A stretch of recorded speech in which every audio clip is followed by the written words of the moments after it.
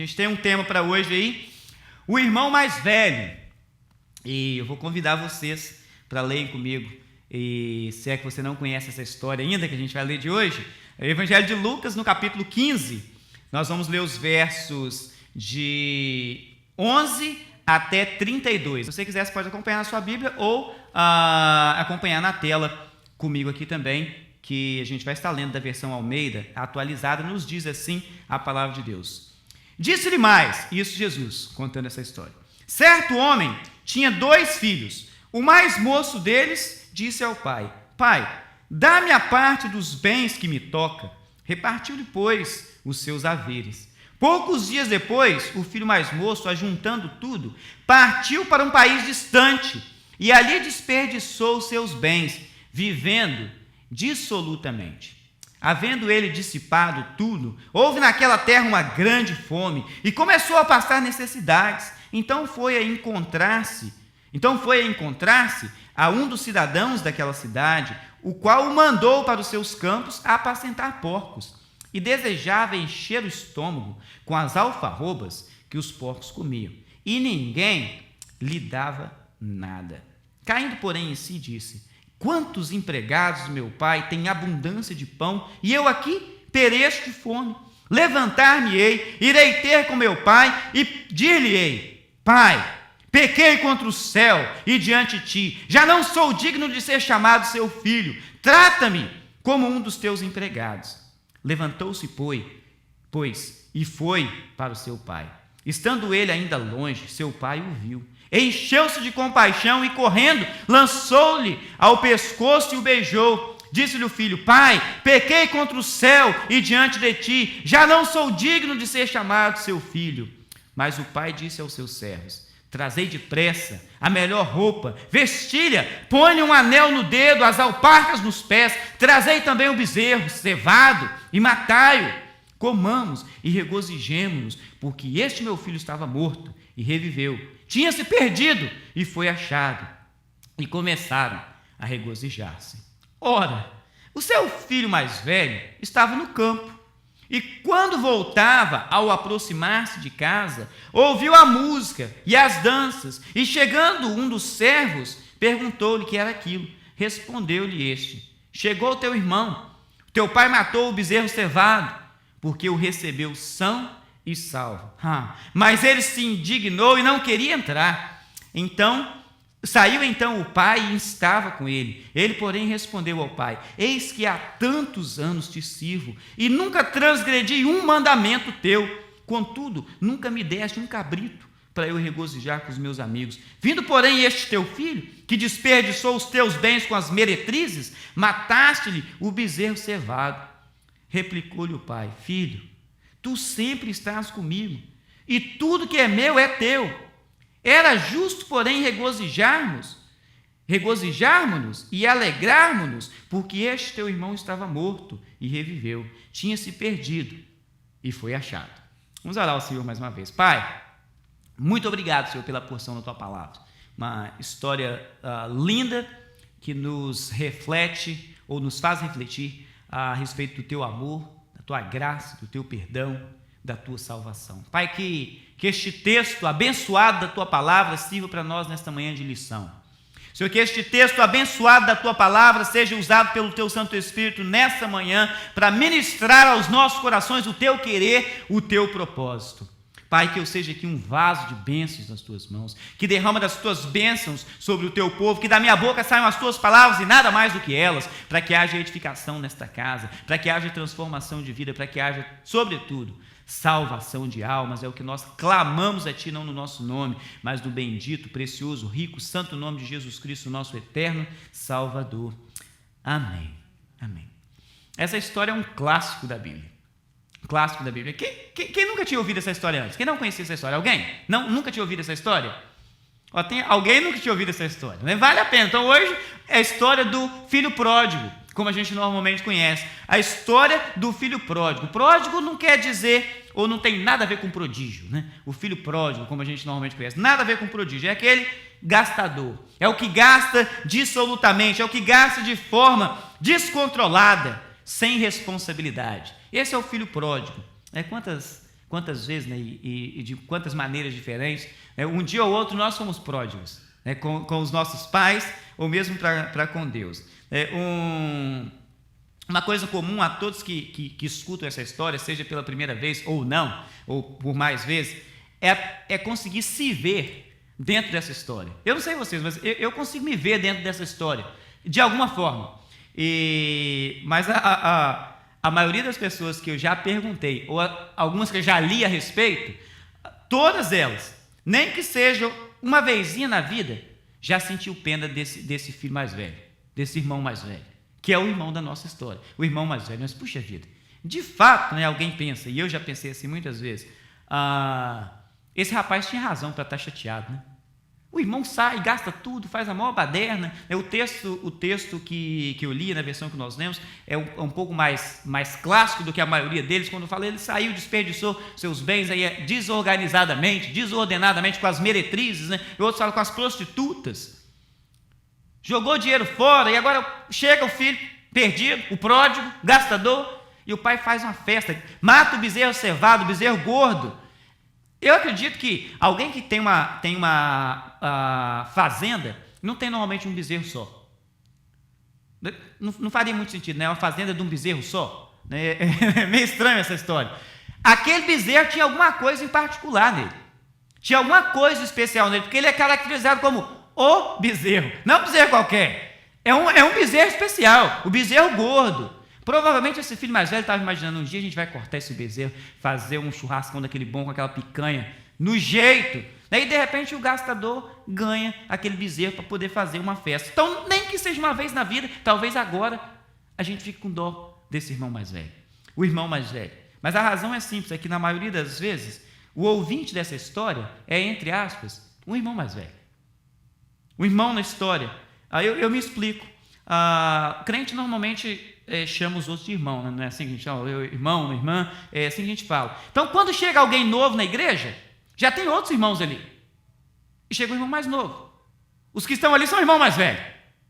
Você já conseguiu ver essa história? Você consegue de uma forma se ver nessa história? E entra aquela história mais ou menos assim. A coisa começa assim: o pastor já não fala mais comigo como falava antes. Agora dá atenção para o irmão mais novo. Agora dá atenção para o irmão mais novo. Eu já não tenho mais aquela mesma atenção que eu tinha antes. Agora acabou tudo. Tem outro lá, chegou. Gastador que estava aí lá de cachaceiro ontem à noite, agora está aí todo mundo. Agora só fala com esse irmão mais novo. E eu que estou aqui há um tempão. Você consegue imaginar como que o irmão mais velho entra nessa história? E como que esse irmão mais velho tem muita coisa a ver com todos nós que temos uma experiência na vida cristã, de uma certa forma? Não importa religião, né? Não importa denominação. Se nós temos experiência na vida cristã, uma hora ou outra nós nos tornamos o irmão mais velho dessa história. Algumas horas nós somos os pródigos, os gastadores. Isso é realidade. Mas uma hora ou outra a gente se torna o irmão mais velho dessa história. E por aí vai, né? Os encartes nossos. Mas o que é que eu posso aprender nessa manhã com o irmão mais velho? O que é que eu e você podemos aprender nessa manhã? Se você quiser, anota aí. Algumas coisas, né, que são relacionadas com o irmão mais velho. O irmão mais velho está na casa do pai. Esse é o nosso primeiro tópico. O irmão mais velho está na casa do pai. Essa parte dessa história que a gente está lendo aqui, a gente leu só a história do filho pródigo, é o que a gente costuma chamar de uma trilogia, né? Aqueles de vocês que gostam muito de filme, O Senhor dos Anéis, gostam de Matrix, né? O Matrix, né? Gostam de trilogia. Essa é a ideia da trilogia. Dentro desse texto de Lucas capítulo 15, a gente tem 3 histórias. E essa é a última das 3 histórias que Jesus conta. A primeira que ele conta é da ovelha perdida. Lembra da história? O pastor tinha 100 ovelhas, uma se perdeu, ele guardou as 99, bem seguro no curral, no aprisco, né? E foi atrás daquela ovelha perdida, achou toda esculhambada, ela caída, pegou, colocou nos ombros, limpou as feridas, trouxe para casa, se alegraram. Essa é a primeira das histórias. A segunda é da moeda perdida. A tia lá tinha 10 moedas, 10 dracmas, dependendo da versão que você lê, e ela perdeu uma moeda. Ela parou tudo, varreu a casa. Quando ela achou a moeda perdida, ela chamou os amigos, tudo, fizeram uma festa. Eu achei a minha moeda que estava perdida. E por último, é o filho perdido. O filho que estava perdido e que foi achado. Mas essa história Jesus conta, ele começa desde o início da trilogia, contando essas histórias, essas 3 histórias, para explicar uma acusação que os fariseus estavam fazendo contra ele. E eles diziam que, verso 2 do capítulo 15 fala isso, este recebe pecadores e come com eles. Final do verso 2 fala isso. Ele recebe pecadores e come com eles. Jesus começou a se explicar, mas vem cá, qual é o pastor que não ia se alegrar com a ovelha que se perdeu e achou? Qual é a mulher que não vai se alegrar que perdeu a moeda e achou? Qual é o pai que não vai se alegrar com o filho que estava perdido e que foi achado? Baseado no texto, então, da parábola, no contexto da parábola, esses personagens são claramente assim, definidos para a gente. Obviamente, o pai é Deus, que cuida com carinho de todos os seus filhos, de todos aqueles que ele tem, incluindo aqueles que, em uma hora ou outra, estão perdidos na vida. O irmão mais velho são os religiosos, eram os fariseus dentro dessa história. Religiosos, aqueles que estavam ali acostumados, estavam vivendo na vida, supostamente, na vida com Deus, no encontro com Deus, estão na casa do Pai. E o pródigo, o gastador, são aqueles que estão perdidos, são aqueles que estão longe do Pai. Eu tenho que confessar que eu nunca vi alguém se imaginar nessa história sendo o pai. Nunca vi alguém falar, não, a história do filho pródigo, eu acho que eu me encaixo muito bem aí no papel do pai.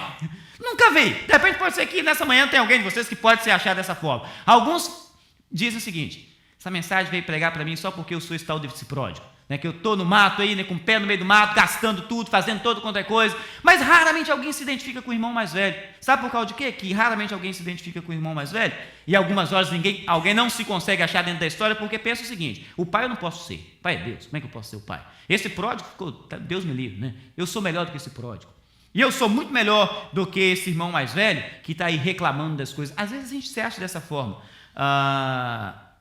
porque eu sou melhor do que o pródigo, porque eu sou muito melhor do que o irmão mais velho e porque eu não tenho a mínima condição, né, de ser o pai. O irmão mais velho é uma analogia dos religiosos justamente pelo fato de que ele está na casa do pai. E estar na casa do pai não implica um relacionamento íntimo, amados. E essa é a ideia dessa parábola. O porquê que ela é importante para a gente, porquê que esses religiosos que Jesus estava contando e identificando como sendo o irmão mais velho que estava lá, ele estava trabalhando, ele não estava à toa. Ele não estava à toa. Quando o irmão chegou e o pai provavelmente estava lá com o olho na estrada, o olho no caminho, ele viu de longe que o filho perdido estava vindo. Mas o irmão mais velho estava no campo. Ele não estava à toa. Ele estava trabalhando. Ele estava investindo, ele estava fazendo alguma coisa. Isso se relaciona conosco. E muitas vezes nós estamos na casa do Pai. Nós estamos vivendo na casa do Pai, supostamente trabalhando na casa do Pai, investindo no que é do Pai.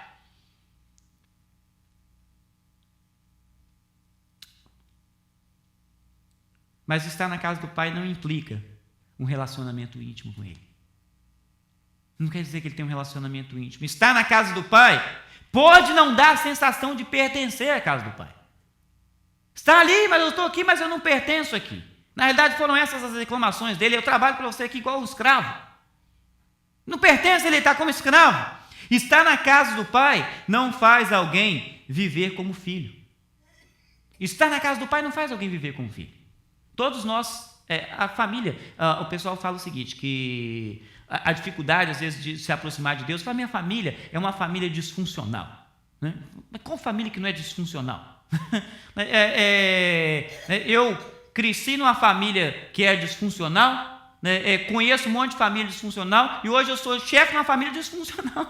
Não tem família, qual família que não é disfuncional? Quem é que não tem um parente, um primo, um irmão, um amigo, a mãe, um pai, que não é de uma forma ou outra disfuncional? Quem é que não tem aquele tio que fica com vergonha de ir na festa? Meu tio chegar na festa, ele vai me fazer vergonha. Quem é que não tem? Quem é que não tem isso? Todas as nossas famílias são do mesmo modo, mano. Por isso que é chamado família. Exatamente assim. Todos nós temos exatamente essas mesmas coisas. Mas nós, como cristãos e como irmão mais velho, nós precisamos agir de forma diferente desse irmão da parábola. Nós precisamos ser de fato melhores do que ele. Nós precisamos de fato ser melhores do que ele. Eu morei em repúblicas durante o tempo que eu estava na faculdade.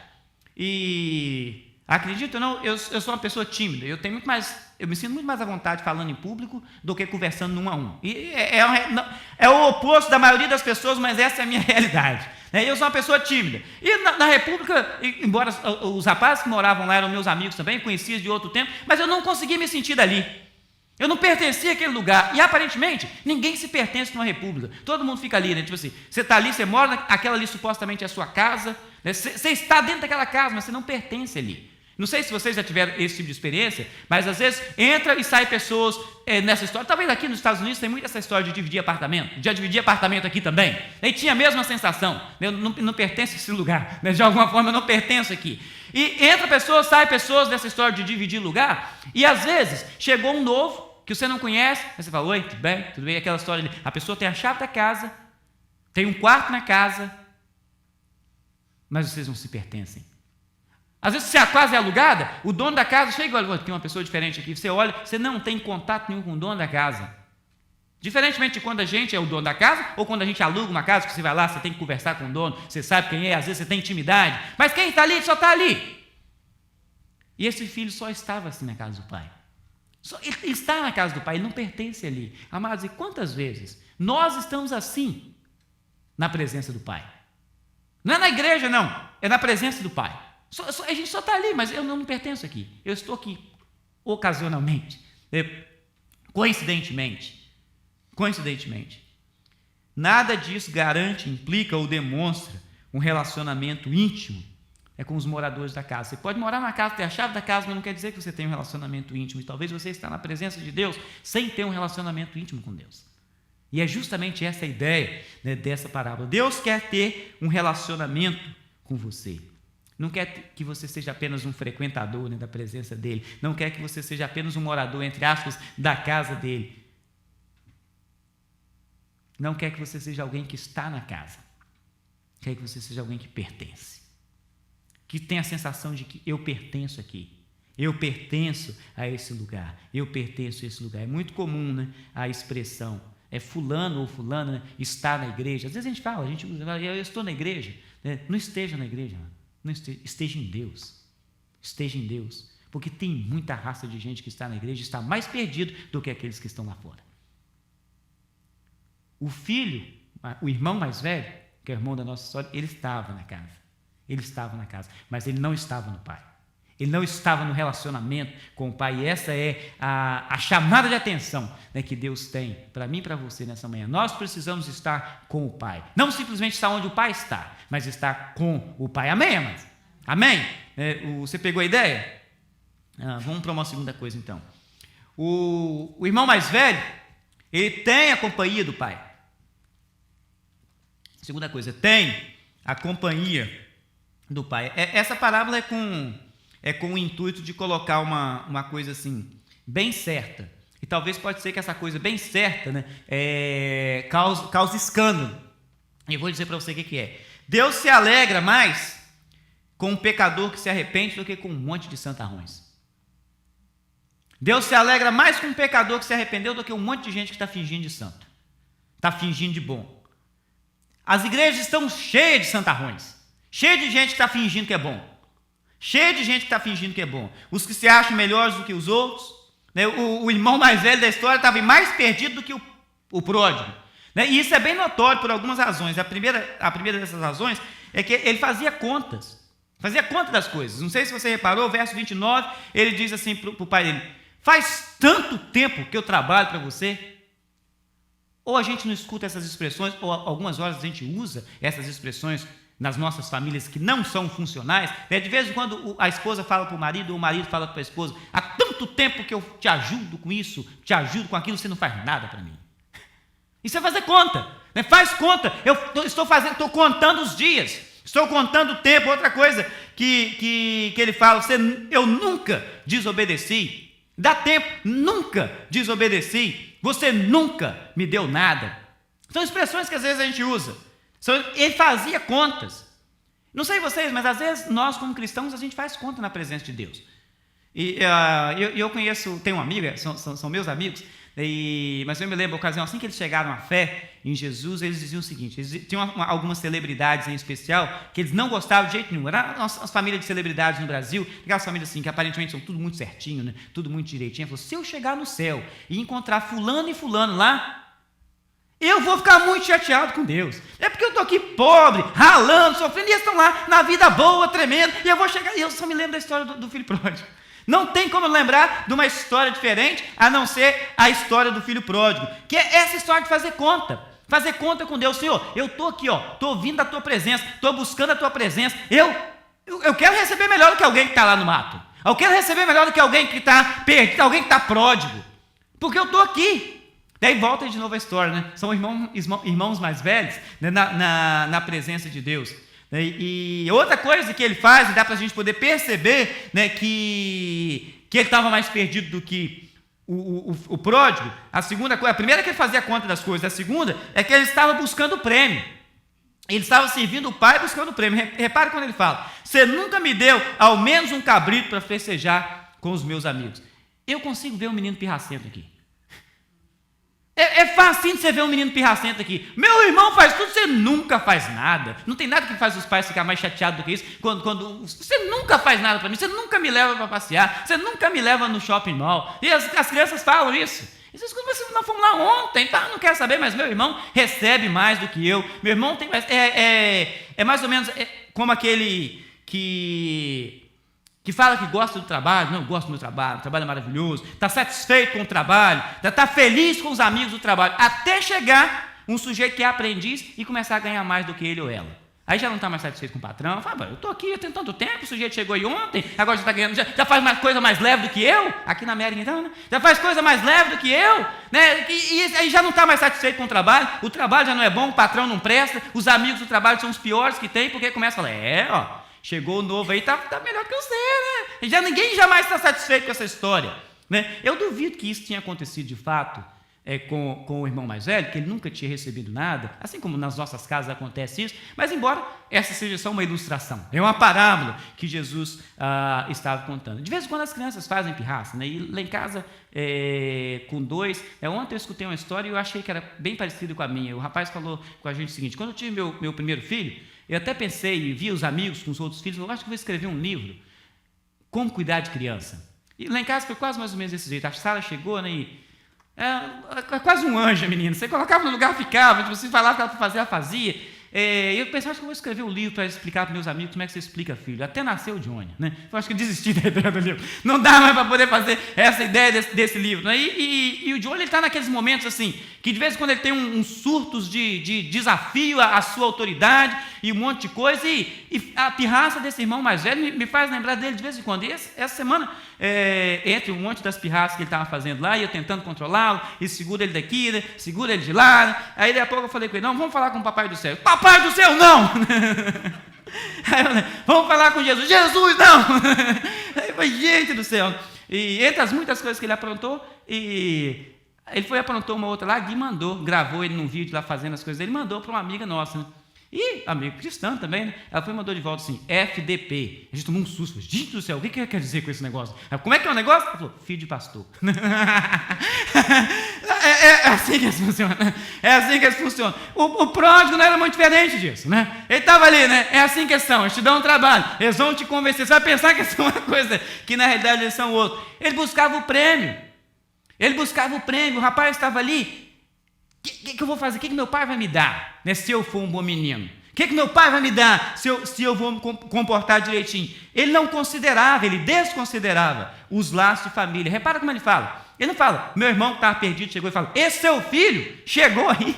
Esse seu filho chegou. Ele não estava considerando o irmão. E lembra a história seguinte.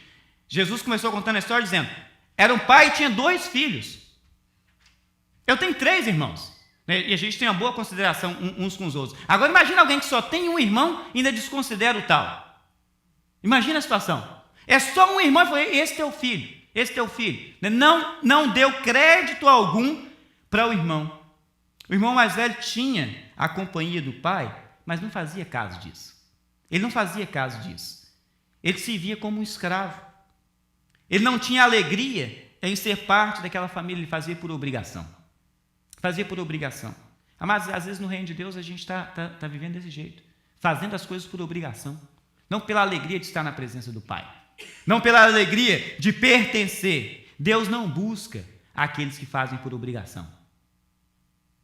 E essa é uma boa lição para a gente nessa manhã. Deus não busca aqueles que fazem por obrigação. Ele quer mais do que a companhia. Ele quer mais do que estar na sua companhia, ele quer ter um relacionamento. Deus quer ter um relacionamento. O irmão mais velho tinha a companhia do pai, mas ele não estava junto. Dá para entender isso? Ele tinha companhia, mas ele não estava junto. Estava ali, mas não estava. Você já se sentiu sozinho no meio da multidão? O irmão mais velho era alguém que estava sozinho, né? No meio da multidão. Como é que é o seu relacionamento com o pai? Como é que está, né, o seu relacionamento com o pai? Deus não busca aqueles que se aproximam dele como se estivesse pagando uma dívida, né? Às vezes a gente se aproxima de Deus assim, não, eu vou hoje lá, né, na igreja, ou eu vou fazer tal coisa, porque já tem tanto tempo que eu não vi, Deus deve estar meio chateado comigo, melhor fazer alguma coisa. Às vezes a gente age dessa forma, né? Melhor fazer alguma coisa, mas não é isso que Deus quer. Deus quer ter um relacionamento íntimo, um relacionamento próximo, um relacionamento não de escravo com um dono, não de patrão e empregado, mas um relacionamento de pai com filho. Um relacionamento que nós tenhamos com ele, um relacionamento de filho com o pai. Um relacionamento sadio, um relacionamento saudável. Ele quer um grande relacionamento. É isso que Deus quer de nós. É isso que Ele tem para nós. Às vezes nós estamos na casa, estamos perto, às vezes a gente está na companhia, mas a gente não está pertencendo. E Deus quer que nós pertençamos. Amém? Amém? Vamos para mais uma coisa? O irmão mais velho, por último, ele desfruta das riquezas do pai. Os versos 31 e 32 dizem mais ou menos assim, numa versão um português mais claro do que o que a gente leu a princípio, né? O pai falando com o filho quando ele reclama de todas essas coisas, nunca matou nenhum cabrito para mim. O verso 31 e 32 fala, o pai, filho, você está sempre comigo, tudo que é meu é seu, mas era preciso fazer essa festa para mostrar a nossa alegria, pois este seu irmão estava morto e viveu de novo, estava perdido e foi achado. O irmão mais velho são todos aqueles que estão na casa do pai, aqueles que estão na companhia do pai. É aquele que pensa que essa história às vezes é para os outros, né? Às vezes a gente chega na igreja e fala, vamos falar hoje é o filho pródigo. Aqueles que precisavam vir hoje no culto não vieram, né? Quem precisava vir não veio. O que tem esse pensamento são os irmãos mais velhos, são aqueles que estão ali, aqueles que pertencem, falam, eu já pertenço, eu já estou aqui. É aquele que pensa que essa história é para os outros, né? É muito importante aqui o foco que está na nossa atitude, na minha atitude com o pai e no meu relacionamento com o pai. A atitude do irmão mais velho, na realidade, é uma atitude que desonra o pai. Uma atitude que desonra o pai. Primeiro que ele se vê no relacionamento, né, como um relacionamento de escravo com o Senhor. Ele fala lá, quanto tempo que eu estou te servindo, né? E o texto no original fala exatamente isso, estou te servindo como escravo, não é trabalhando ali na presença do Pai, não. Acho que uma hora ou outra, todos nós, de um modo ou de outro diferente, já trabalhamos para os nossos pais. Tem que ter cuidado com o que fala que está gravando, né? Nós já trabalhamos para os nossos pais, nem sempre a gente recebe, né, o pagamento, né, direitinho, né? É assim que funciona. Uma hora ou outra nós já trabalhamos, é assim que funciona. Mas quando se faz essa conta, estou te servindo como se fosse um escravo. Isso não é relacionamento de pai com filho. Isso não é relacionamento de filho com pai. Ele vê o pai como um ditador, como um autoritário, como um déspota. Nunca desobedeceu os seus comandos, os seus mandados, né, que o texto fala, as suas ordens. Ele vê o pai como alguém que está dando comando para ele poder reagir. Alguém que está dando... É assim que a gente vê Deus para a gente. Alguém está dando um monte de comando e eu tenho que reagir àqueles comandos. Está cobrando de mim. É como se fosse no serviço militar, né, e a gente tem alguém que está num posto acima do nosso, ele falou, a gente tem que obedecer, querendo ou não, saiba ou não. Eu tenho um amigo e ele sempre conta a história que ele serviu no Exército Brasileiro, e diz ele que tinha um sargento lá que não gostava dele de jeito nenhum, e fazia tudo para a vida dele ficar problemática. E ele servia em Itatiaia, lá no Rio de Janeiro, mas morava em São Paulo. Então, todo final de semana, as folgas dele, ele ia para São Paulo, pegava o ônibus, e tinha assim, só um ônibus que saía daquele horário, se ele não conseguisse pegar aquele ônibus, ele tinha que pegar do dia seguinte. E de vez em quando o sujeito fazia ele perder o ônibus, ele tinha que ficar lá para o dia seguinte. E dizer que o último dia que ele estava servindo, falou, hoje eu vou embora, e nunca mais vou ter que olhar para esse sujeito. Ele preparou tudo bonitinho, tudo certinho. Quando ele estava saindo do quartel, quem que ele encontra? O cidadão. Aí o cara falou, onde você está indo? Eu falei, não, estou indo embora. E alegre, falou, hoje é meu último dia aqui. Aí ele falou, não, mas você não vai embora antes de limpar as minhas botas para mim, não. Aí ele falou, não, mas eu estou indo embora já, é o meu último dia aqui. Ele falou, não quero saber, seu último dia, mas você continua sendo meu subordinado. E ele correu lá, limpou, os amigos ajudaram ele a engraxar a bota do sargento, foi. E quando ele entregou as botas, agora volta lá, ele servia na área de cavalaria e limpa o curral também. Ele falou, mas vou perder meu ônibus, os amigos ajudaram ele tudo de novo. E quando ele voltou, senhor, já acabei lá. Ele falou, agora você vai ficar essa noite na cadeia, porque você me xingou. Ele falou, mas não falei nada, você não falou, mas você pensou. Às vezes a gente vê Deus dessa forma, alguém que está nos acusando de tudo, nos condenando por tudo, até aquilo que a gente pensa, Ele está nos condenando, embora Deus conheça. Deus é um Pai para conosco, e Ele nos quer na sua presença, Ele nos quer na sua presença, em alegria. Atos 17, verso 25, a palavra de Deus fala a respeito de Deus, que Ele também não precisa que ninguém faça nada por Ele, pois Ele mesmo é quem dá a todos a vida, respiração e tudo mais. E esse filho está lá servindo o pai, dizendo como se fosse um escravo, e às vezes é a mesma sensação que a gente tem no nosso relacionamento com Deus. Eu estou servindo a Deus por obrigação. Deus não quer esse relacionamento. O filho mais velho estava lá tendo as riquezas do pai, acesso às riquezas do pai, usando daquelas coisas, mas como obrigação. Eu estou fazendo isso por obrigação, eu tenho que fazer isso. Eu tenho que fazer isso, eu sou escravo, né? E se talvez até agora, né, a esse ponto, a gente continua ainda tendo pena do irmão mais velho, porque o pai fez a festa porque chegou mais novo, e o mais velho que estava ali, se a gente tem essa sensação ainda, é porque a gente ainda não entendeu o relacionamento de Deus com o homem. O relacionamento de Deus com o homem não é esse relacionamento de senhor e escravo. Deus quer um relacionamento de pai com filho. Deus quer um relacionamento não de comandante com subordinado. Deus não nos vê como escravos, né? Ele nos vê como amigos. Deus nos vê como amigos, Ele quer que a gente desfrute totalmente das suas riquezas. O irmão mais velho não tinha entendido isso. Ele tinha acesso às riquezas, mas ele não conseguia ver. Ele não conseguia entender. Isso é hipocrisia, mano. Ele estava ali, né, fingindo aquele relacionamento o tempo inteiro. Aparentemente ele era um bom filho. Estava servindo ao pai, mas ele não estava feliz com aquilo. Ele estava fazendo por obrigação. E às vezes é assim o nosso relacionamento com Deus. O meu relacionamento com Deus já foi um relacionamento desse jeito. Um relacionamento por obrigação. Eu tenho que ir. Eu tenho que estar na presença de Deus. Eu tenho que buscar Deus. Porque se não for, o meu relacionamento com Ele é de senhor e escravo. Se eu não fizer, Ele vai me bater. Se eu não fizer, Ele vai me destratar. Se eu não fizer, Ele vai jogar maldição em cima de mim. Às vezes a gente age com Deus dessa forma. Eu tenho que fazer isso para Deus, porque senão o negócio vai ficar feio para o meu lado. Assim é o relacionamento que a maioria dos cristãos leva com Deus, mas não é esse o relacionamento que Deus quer. Deus quer um relacionamento de pai com filho.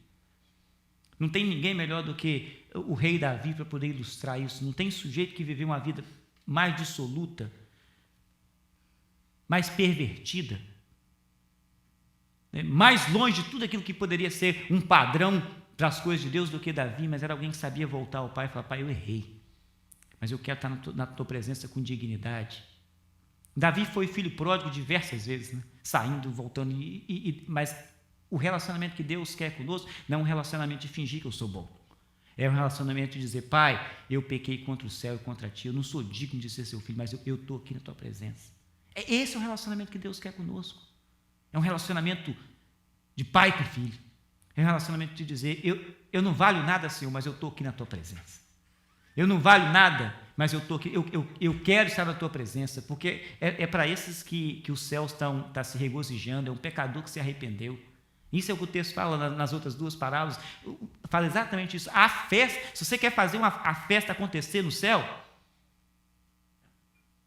arrependa dos pecados, arrependa da maneira errada de viver, Né? Mude o modo de viver para um modo mais parecido com Deus. Às vezes a gente fala isso só quando alguém arrepende de uma vida completamente dissoluta e encontra com Jesus pela primeira vez para a sua salvação. Mas não é isso que o texto está falando. O texto está dizendo, quando um pecador se arrepende, quando nós estamos errados, fazendo ou vivendo ou agindo de forma errada e a gente se arrepende, é um pecador que se arrependeu e tem festa no céu. Tem festa acontecendo no céu. Não tem nenhuma outra coisa que a Bíblia fala que faz festa acontecer no céu. Nenhuma outra coisa. Se vir para a igreja todo dia, participar de todo quanto é culto que tem disponível,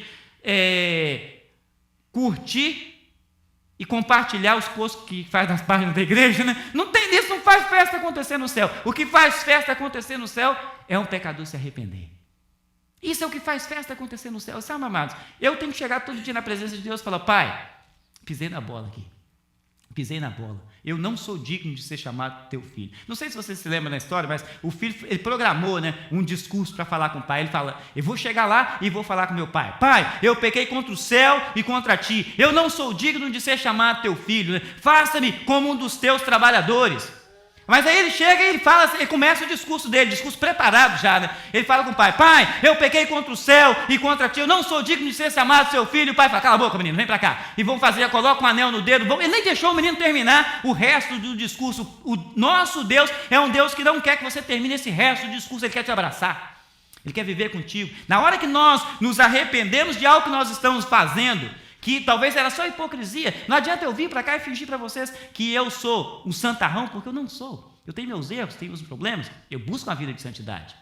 É diferente, né, de alguém que de fato não é separado por Deus e não está buscando a separação. Né? De alguém que nós continuamos sendo pecadores e buscando a presença de Deus. Estamos vivendo dissolutamente. Estamos buscando a presença de Deus, mas seria hipocrisia dizer para vocês, você precisa mudar de vida, mas a minha vida é uma vida perfeita, porque nós somos os irmãos mais velhos, e às vezes a gente está chateado, né, porque Deus está fazendo festa com outra pessoa,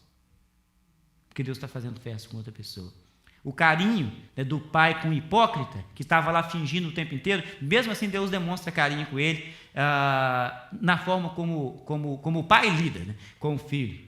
E uma das coisas que a gente vê lá no verso 28, o pai vai ao encontro dele. Ele não quis entrar na festa, o pai vai ao encontro dele. Esse verso 28 fala para a gente, lá na metade do verso mais ou menos, o pai saiu ao seu encontro. Deus vem e Deus vai ao nosso encontro. Não só foi ao encontro, mas insistiu com ele. O final do verso 28 fala isso. O pai insistiu com ele. E a gente vê um pouquinho mais para frente, o pai falou com ele, filho. Olha, você tem coisa melhor do que isso? Do que Deus olhar para você e falar, filho, filha. E o pai da história é uma representação de Deus, é esse o relacionamento que nós queremos, com o nosso Deus dizendo para mim e para você, filho, filha. E o pai termina dizendo, você está sempre comigo, tudo que é meu é seu. Você está sempre comigo, tudo o que é meu é seu. E é esse o relacionamento que Deus quer ter comigo e com você nessa manhã. Mas desfrute integralmente das riquezas do Pai. E eu espero que Deus tenha falado com você nessa manhã. Amém? Amém? E como é que está a sua atitude? Como é que está o seu relacionamento com Deus? Irmão mais velho? Irmão mais novo? Não importa qual. O que o Pai quer é que se tenha um relacionamento íntimo e daquele que busca pela presença do Pai. Não só estar na casa, mas a presença do Pai. Não só ter a companhia do Pai, mas estar junto com o Pai. Não só usar das coisas do Pai, desfrutar das coisas do Pai, mas se alegrar com as coisas do Pai. Amém, irmãs? Amém? Vamos ficar de pé, vamos orar ao Senhor mais uma vez. Pai.